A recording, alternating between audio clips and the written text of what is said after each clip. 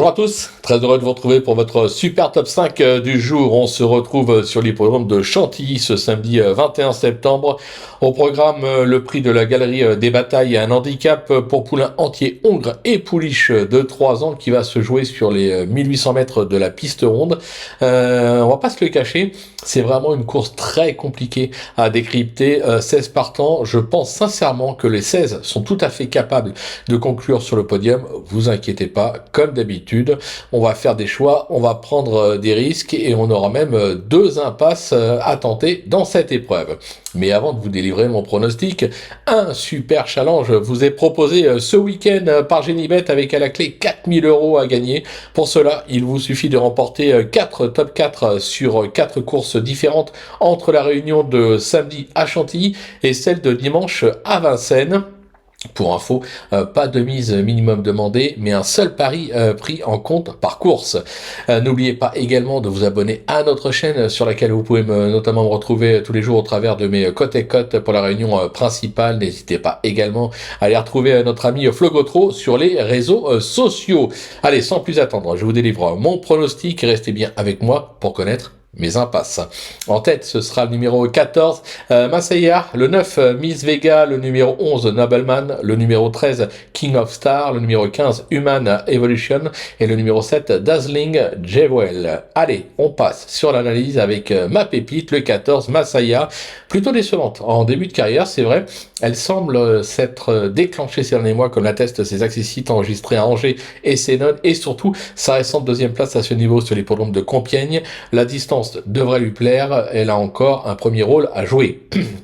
Mon coup de poker, ou plutôt mon coup de cœur, oui, ça sera plutôt mon coup de cœur, le numéro 9, Miss Vega, qui a beaucoup mieux couru que ne l'indique son classement dernièrement à Compiègne, où après avoir été monté en retrait, a fini très vite, mais trop tard pour espérer un meilleur classement. Cette fille de l'OP de Vega va se plaire sur ce tracé. Un conseil, ne la sous-estimez pas. Pour mon bruit d'écurie, ce sera le numéro 11, Nobleman. Excepté un échec à Longchamp en juin dernier, ce protégé de Christophe Escuder a toujours répondu présent. Il s'est déjà placé à Chantilly, Saint-Cloud, Strasbourg, Salon-de-Provence et Vichy et vient d'ouvrir son palmarès sur un 1700 mètres à Marseille-Borelli. Il est pris à son poids ce samedi. Franchement, il me décevrait en ne jouant pas les tout premiers rôles. Pour mon repéré, ce sera le numéro 13, King of Star.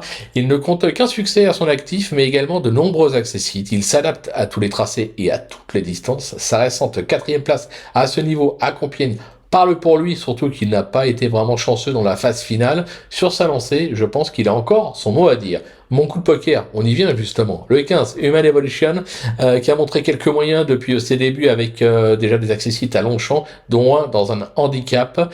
Il n'a pas été ridicule dernièrement à ce niveau sur la fibrée à Deauville.